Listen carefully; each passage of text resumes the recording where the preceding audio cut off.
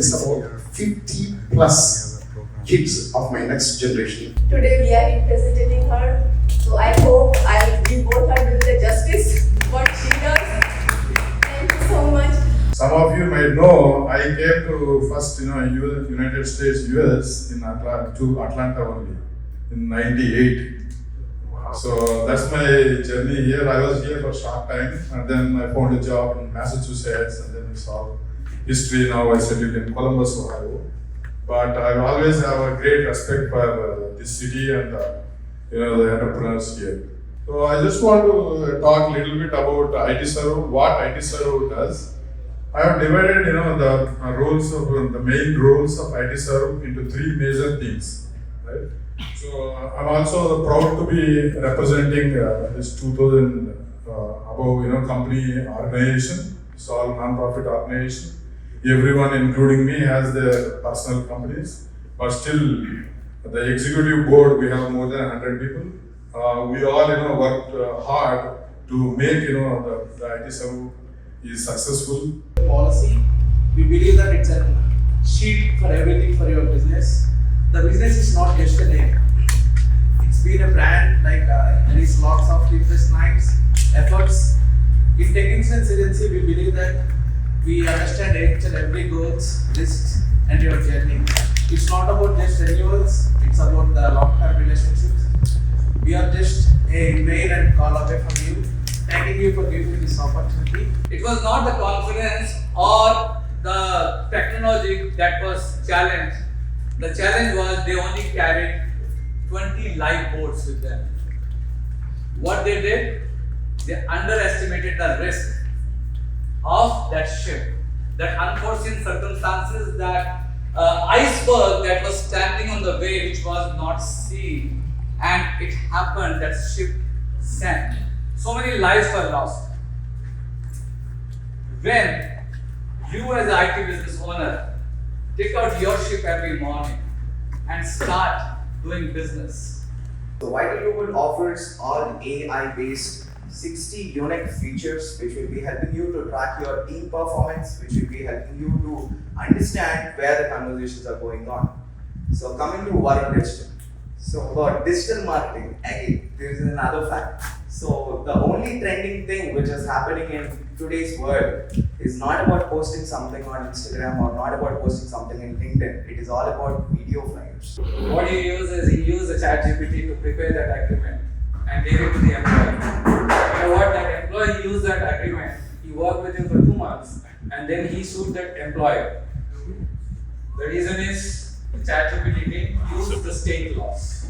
If I can tell you, my brochures are already available on your tables before your food. And the services we provide, tax planning, tax filing, wealth management, R&D services, CFO services, everything, one umbrella, where you are not finding any other service with any other company. Everything in one umbrella. That was one point I wanted to tell you. And very important things, what you notice when you go for any CPA. Anyone can answer here? Like any particular things, like very important. Like this is what the thing I notice on. I can answer that. Is that company have an audit? Any of their clients already gone through the audit? We have the audits. That one thing I can clearly tell you. So, few things. We have seen so many times. My own mother, love her dearly. I told her, no clicking on links. No one calls you and asks you for anything. Stop looking at text messages that tell you you need anything. But she got a video from Donald Trump. She's a big Trump fan. Okay? And it actually said her name. And I said, Mom, how much did you give? Well, how do you know I gave? I go, Mom, look, I know you're a fan of the president. But respectfully, the president doesn't do personalized videos unless your donation has 2 commas. And you know what? I know your donation didn't have 2 commas. And she goes, yeah, but it was so personal. And I go, Mom, do me a favor. Don't send me it, but turn it around. Remember I taught you FaceTime? She goes, yeah. She said, hit it. I'm telling you guys, Melania couldn't have told that wasn't Donald Trump. It was that good of a deep fake. I don't blame my mom for getting duped, and thank God she was only duped for $500. But the fact is we have to figure out a way, especially for our elderly, to make sure that they understand that just because it does look like, sound like, acts like the President of the United States, it's not. the President of the United States. So imagine someone using your likeness to basically go at a friend, an elderly. We know how important our families are to us, our grandparents are to us. We do not want them being duped. So when you leave here, know this. When we're looking in Atlanta at what we're going to do on tech in terms of legislation, we're not looking to do anything on the business side other than encourage you, other than make sure you have the tools to be successful. I'll get back to this 1 second. But what we're not going to do is tamp you down. On the criminal side, on the other hand, if you're a bad actor, you might want to leave our state pretty quick, because we're going to find a way to basically make sure that all those bad acts against our children, against our elderly, and those who are infirmed are not going to be acceptable in any way, shape, or form, and you will go to prison, and you'll go to prison for a real long time. Okay, so thank you. Now, let's go. We put vertiports into the statutes this year. So air taxis are going to launch, knock on wood, from Alpharetta and Roswell next year. We're going to take taxis and the air taxis and put traffic off the roads. I know many of you are thinking that's George Jetson. I'm pretty cool with George Jetson, but you're going to see more traffic taken off the road by the end of 26 and then into 27 and 28. Our goal is to create a lily pad of vertiports. Now these air taxis, they take off and land vertically, they fly fixed wing. Okay, so no, they're not airports that we're creating. They are literally 42,000 square feet that can land 3 and keep 1 on the ground. Georgia Power has been brought in, all the EMCs have been brought in. We're gonna be able to charge these things in about 15 minutes and get them going. We're gonna be able to have TSA clearance in the northern arc, so when you get to the airport, you're gonna land inside the airport, not have to deal with TSA, and literally go right to your plane, God bless you, except for possibly your luggage. So we're gonna get that off the ground. Okay, no pun intended. We're going to get cargo off the ground. Our goal is to have 50-person air taxis by 2035 and cargo in the air by 2030. All that was put into place this past year, and we're super excited about it. I'm sure you've heard on AV, you've heard about Waymo. I'm sure you've seen the Atlanta, the Waymos, the Jaguars with the LiDAR. Tesla is going to be here, knock wood, by the 4th quarter. Worst comes to worst in the 1st quarter. But we're going to be able to get them, have Tesla here doing the robo-taxi. Tesla will expand faster than Waymo. Waymo requires a certain amount of geofencing with its product. Tesla, not so much. So you're going to see them coming into the northern arc a little bit faster. So those are 2 key things on AV, and then also on air taxis that you're going to see us doing. Our big focus next year is on humanoids. Recently in February, when Prime Minister Modi and President Trump met, we have set up a new ambitious mission of increasing this bilateral trade to 500 billion in the next 5 years by 2030. So it is, our key priority. It is a thrust area for the government, for the consulate here, to explore all avenues to expand this business relationship further. And that is where companies like yourselves, like the companies that you run, and many other entrepreneurs have a great part to play. Moving on to the technology part. Now, technology is a key pillar of our partnership, and we have set up many frameworks between both the countries to enable a mutual ecosystem of technology. One good example that comes to my mind, which was recently announced, is called TRUST. I believe it stands for transforming relationship using strategic technologies. And this deals with many emerging technologies such as AI, quantum computing, clean tech, space tech, etc. On the Indian side, we have recently set up a very ambitious apex body to take care of all the research and science in India. I think it's called Anusandhan Research Foundation. The goal is to allocate funding to it of around $6 billion, out of which $1.6 billion have already been provisioned by the government of India under its budget. And we are trying to fill the remaining budget through donations by private organizations, philanthropic groups, and so on. Now, this organization also works closely with the National Science Foundation in the US to work on several projects, that deal with global challenges. This is very interesting because there is a lot of opportunity, not just for large companies, but also mid-sized tech-savvy companies. Many of those might be run by you or your friends and colleagues. To benefit from a large amount of funding is available to explore these emerging technologies. Going from trade and technology, the next, a good mix of these both is entrepreneurship, and that of course is the most vibrant part of our relationship. All of you here are entrepreneurs. Indian entrepreneurs have, I read this in a report somewhere that Indian roots have found very fertile soil in the US for growth, and you are great examples of that.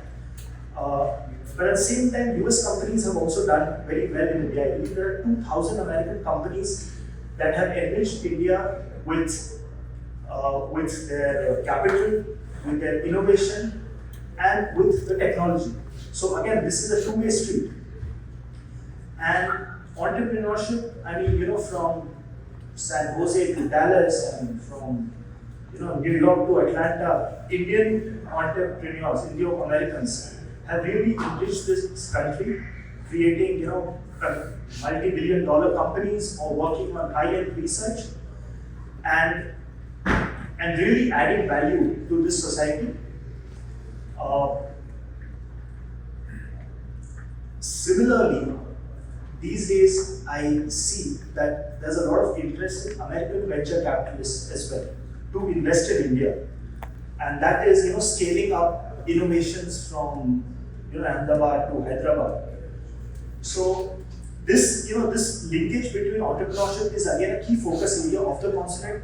We are also witnessing increasing partnership in the diaspora network. There are diaspora supported accelerators, joint innovation labs, and many other ecosystem aspects that enable this ecosystem. Going forward from entrepreneurship to, I would say, talent, we could talk all about technologies and infrastructure and strategic partnerships, but at the heart of the innovation are the people. And I think IT, that is also the core vision of IT Serve and what they really stand for. It is the talent of India and US that has come together to bring all these changes. Everything hinges around this talent. In fact, even now I believe there must be around over 300,000 Indian students in the US, most of them studying STEM fields. They contribute around $8 billion to the US economy and immeasurable amount to the academic, scientific and research output of this country. We at the consulate are exploring new ways of encouraging research partnerships between the two countries. These are all new models, going from opening campuses in India to twinning degrees, joint centers of research, joint degrees, academic exchanges, faculty exchanges, and so on. And at the same time, we are also deeply aware and engaged with the US government to facilitate smoother transitions. Whether it is from student visas to work permits, H1Bs to entrepreneurship. Because the change makers of tomorrow, the technology leaders from tomorrow, are going to come from this pool of highly educated, highly motivated individuals. And I'm sure that companies that that form a part of IT Serve Alliance are also playing a key role in supporting this talent pool, and they have historically, and I'm sure that going forward, because we need to create pipeline for the talent to come in and the talent to shine as they have in the past. I'm glad that IT Serve is hosting this national meetup in Atlanta, being here very close to, I believe, the financial nerve center of fintech of this country, and also cyber security. I mean, I bring up these two areas because these are of extreme importance to India as well. With India's own digital public infrastructure that is exemplified by India Stack, combining India's DPI with US tech innovation, we can shape the global tech regulations. This is being dealt in, again, different forums. We have US-India Cyber Security Forum that talks about ethical behavior in cyberspace and resilience against cyber attacks. So apart from the government to government strategic partnership, there's a great role for private companies to play in this. There are many successful companies run by Indians that work on the cyber security aspect.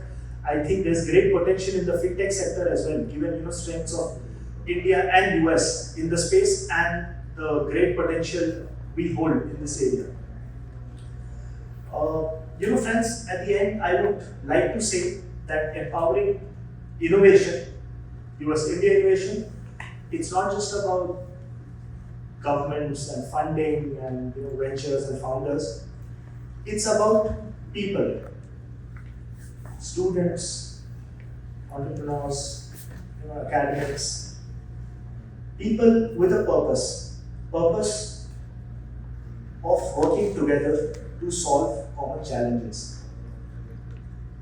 This truly defines what Indians have done here, and I hope will continue to do. And I am sure that when Indo-American entrepreneurs work with integrity, innovation, and impact, the future is very bright and the possibilities are endless. Thank you so much.